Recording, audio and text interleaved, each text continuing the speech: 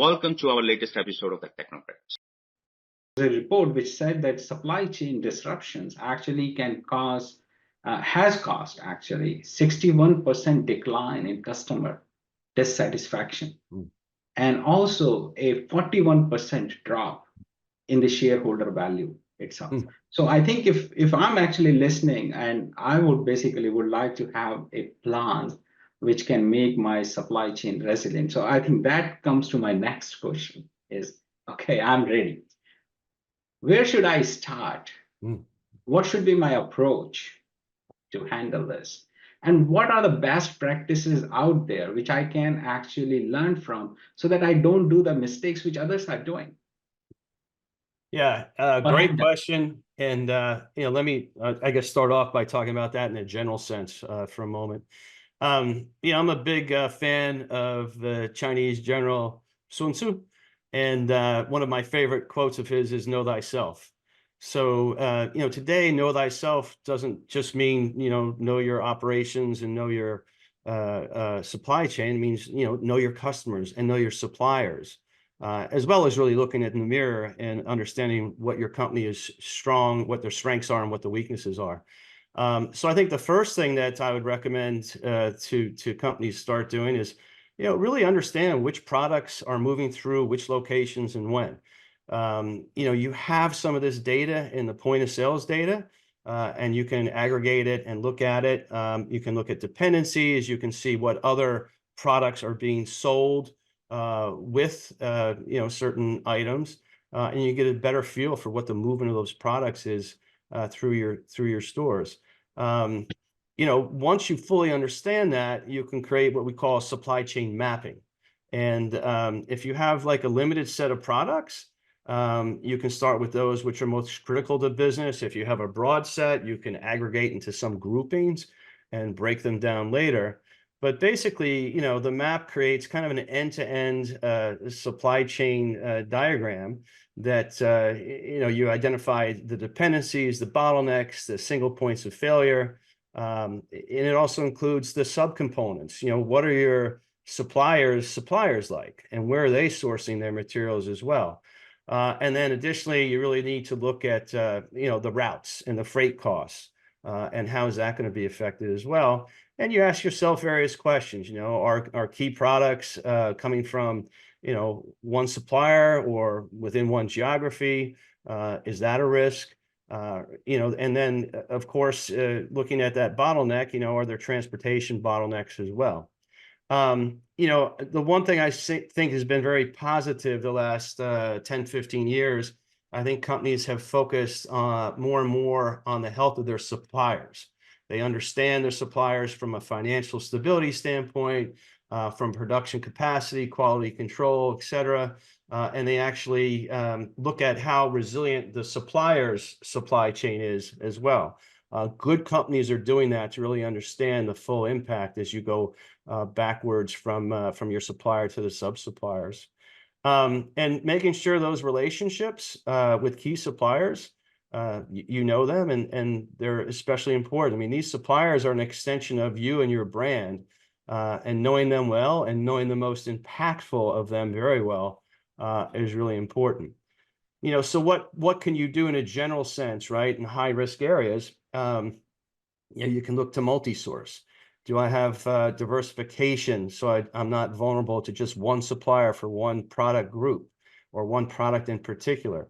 Diversification across locations as well. Am I shipping everything from, Europe or Southeast Asia or Latin America? Can I diversify that and look for other suppliers so I have some contingency in place? Back to the whole deglobalization, nearshoring, companies are doing that today, where they're bringing things closer to the market where they're going to be selling things. And then kind of a more unique situation, but some companies are able to do more of a product platform design, where they're designing products that can be easily adapted and manufactured in several locations to provide flexibility and interchangeability. Again, that's kind of for a unique situation. But, my last point here, whatever process you put in place is not to make it a one-time event. I have some examples we'll go through in a moment, but the best supply chain practitioners do some type of review at least quarterly, if not monthly or weekly. And they, really look at the areas of supply chain that are most vulnerable, and they revise their contingency plans every time. So like any ongoing concern in business, having a cadence around it and making it happen every quarter, every month, every week is really important. This is actually definitely very helpful. And I noticed that you mentioned, Duane, good companies, some companies and things of that nature. I would like to know some of the best examples from maybe one, two, or three of those companies which you have mentioned as good companies, or the companies who have implemented, like razor thin, what they have done, which is really good and can be classified as the best practices, in your opinion. Yeah, sure. I mean, I was fortunate. Some of these were my customers I dealt with, but they're also, you can go get these case studies online. This is not any proprietary information at all. But I'll start with Procter and Gamble. P&G is probably the largest consumer product supplier in the world. So they have to do things at a level where sophistication and supply chain resilience is just, it's job one, really. So they spend time doing regular audits and assessment of all their major suppliers and look for areas of weakness and improvement. They usually do the reviews quarterly, but they can do them monthly for areas where they feel there's risk, or suppliers that really impact the bottom line. They have and maintain a diverse network of suppliers. So they've actually spent time reducing and creating redundancy in their supply chain to multi-source products where they think they could have some risks. So that mitigates risk of supply chain disruption due to all the issues we talked about above, political issues, natural disaster, unforeseen events, etc. They use a advanced planning system that helps them integrate demand forecasting with inventory management and supply planning.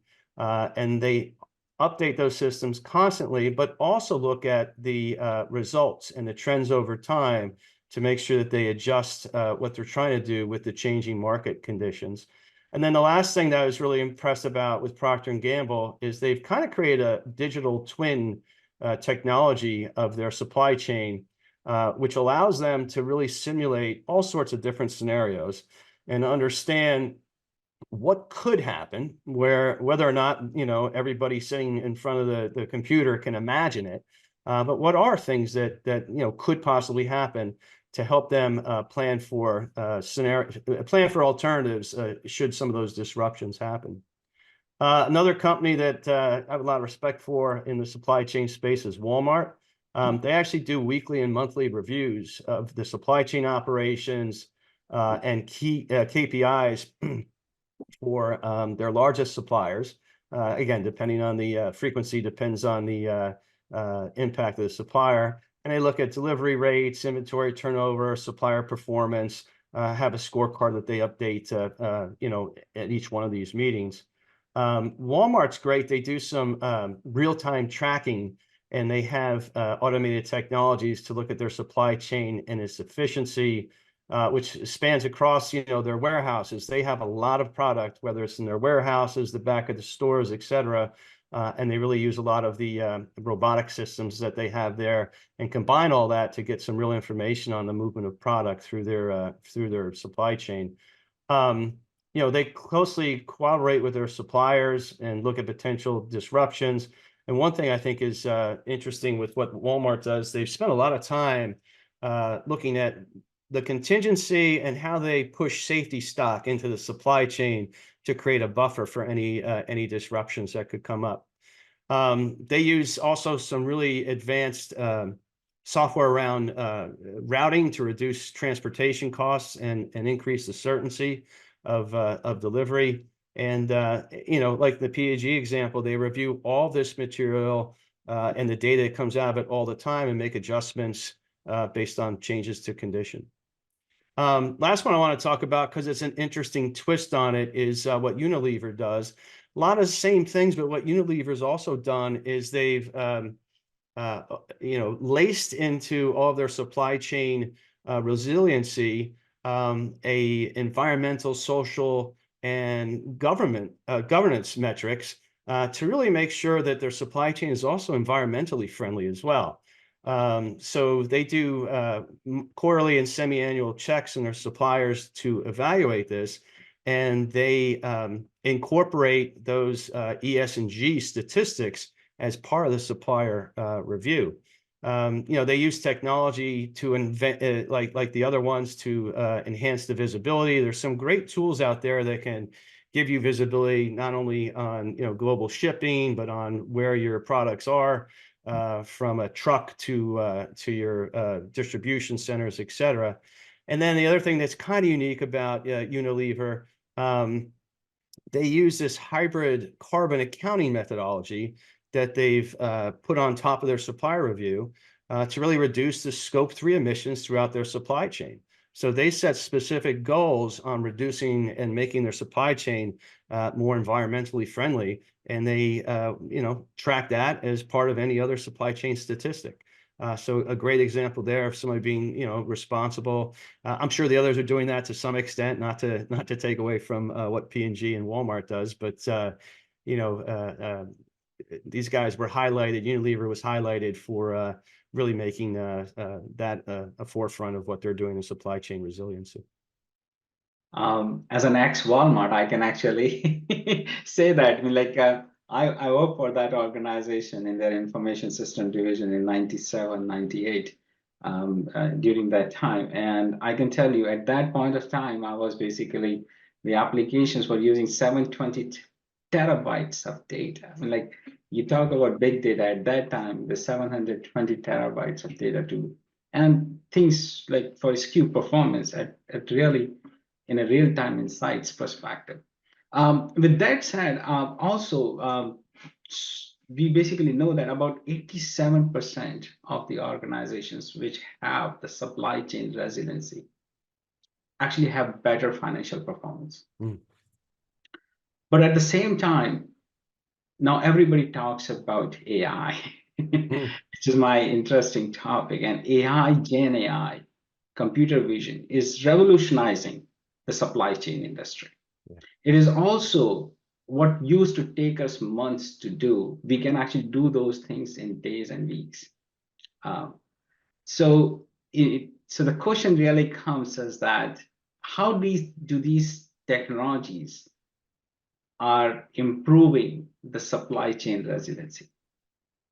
Yeah, great segue into that. I mean, first and foremost, if you look in the four walls of any company, I would say most companies, the better quality data they have is their supply chain data.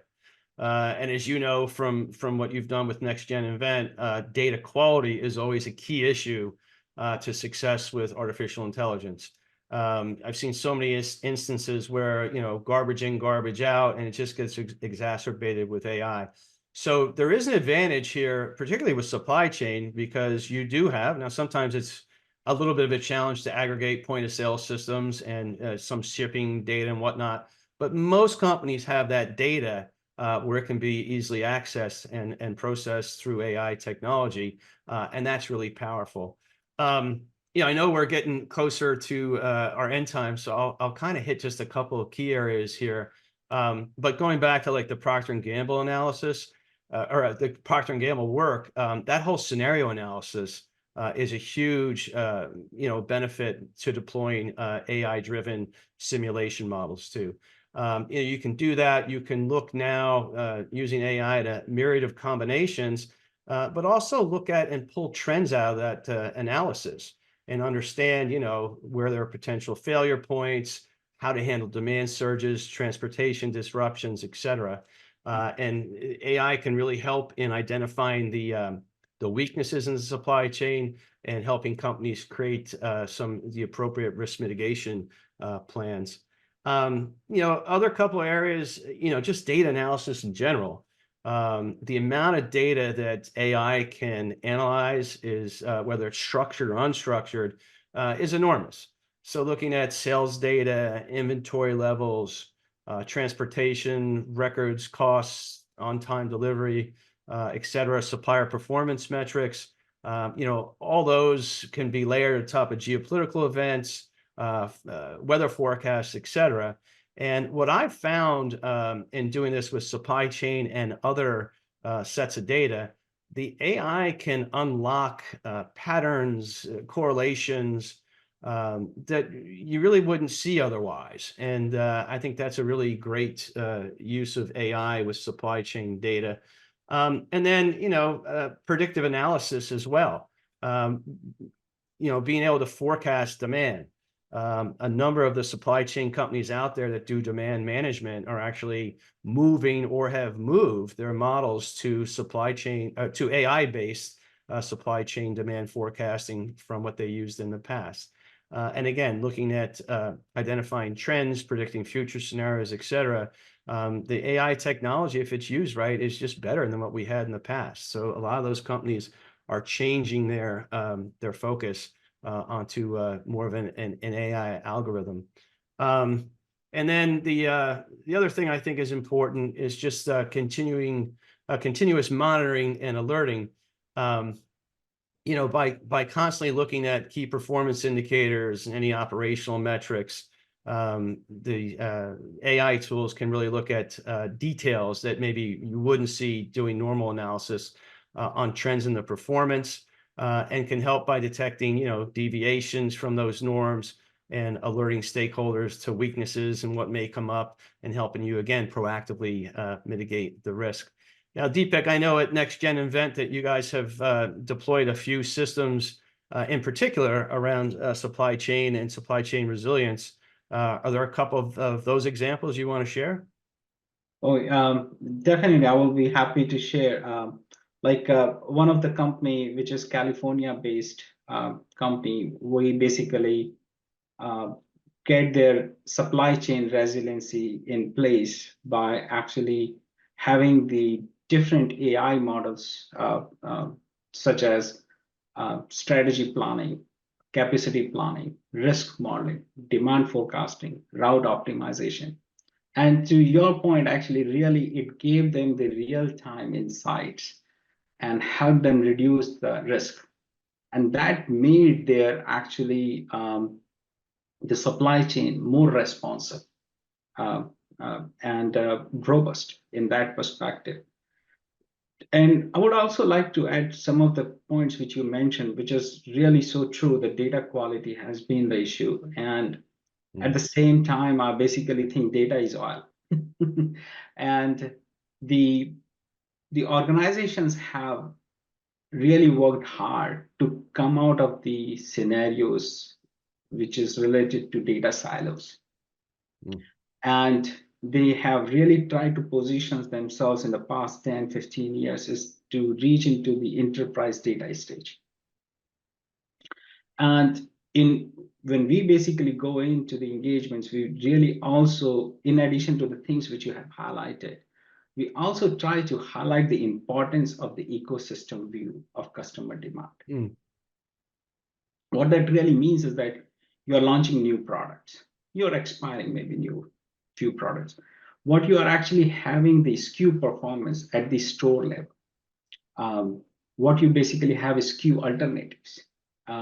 What is, as I mentioned, also capacity planning, risk modeling, demand forecasting, and all those actually help them benchmark and prioritize the risk options they have to actually mitigate the risk, make the supply chain more resilient. And at the same time, implement the supply chain resiliency in 4 stages. Discover, strategize, plan and act, and adopt and optimize. Because by doing that, you can actually look at the process like you highlighted, how you will identify the risk and how you will actually measure the risk and how you will mitigate the risk. And you can really choose the AI models that, okay, I'm going to apply this AI model to automate it. Hmm. I'm actually going to use this AI model to communicate with my vendors and customers, for example. This is the AI model. In this step, I'm going to actually quantify the risk, or this is actually prescriptive analytics. I can actually really tell you, because we are swimming in data, but information is not there. So really tell you something on which you can, the insight, which is, so that you can make an actionable, you can take an action on that actionable insight. And that's very important. Now, I know we are coming towards the end of it also. Then I basically know that from your discussion and what I hear is that supply chain resilience is not a trend anymore. It's a necessity. The environment is going to get more volatile. It's not going to improve, in my opinion. Geopolitical conflicts are not going to go away in any case as well. And probably that is the reason 58% of the organizations have allocated more supply chain budget, risk management budget for the next year. With that, what would be the 3 key takeaways or couple of key takeaways, Duane? Yeah, I think you kind of hit on my first one a little bit, but you know, the first one is, just to reiterate it, don't expect things to remain the same. The normal of, you know, 10, 15 years ago is not, we're not going to go back to that. You know, as you mentioned, geopolitical, you know, global warming issues, depopulation, labor costs, deglobalization, those are all going to lead to changes and unpredictability in your supply chain. So spending the time on supply chain resilience and looking at those, you know, alternatives is more important today than ever. The second takeaway that I think is really important is take advantage of the data that you have, right? That data is there with, you know, not a whole lot of work to clean it. You can probably do some really detailed analysis by deploying some AI technology to help you do some of these analysis. You know, there are certainly technology vendors out there today that can help you with some out of the you know, package solutions. More often than not, you're probably going to need something that's a little bit more customizable, depending on the sophistication of what you're trying to do. But I think taking advantage of these technologies that are out there today, you know, we didn't have them 10 years ago, we didn't have them 5 years ago. They're there to help you mitigate, you know, this and navigate this storm, if you will. And then my last point that I said a few times, I think, is just do not make this a one-time event. Create a cadence for your company where you're constantly looking at your supply chain, constantly looking at your suppliers, constantly looking at the weakness, making sure that you have some duplication, some risk management in there, some alternatives, so that you don't get caught flat-footed when something does come up. And, you know, I've seen companies that had plans from 3-4 years ago. Well, guess what? 3-4 years ago is a long time ago, and those plans are no longer relevant. So making sure that this is a continuous process, a periodic process, get your company into that cadence and make sure you're doing the right things here. Absolutely. Thank you very much, Duane, with that. And I really appreciate you taking the time. And thank you, everybody, for joining us.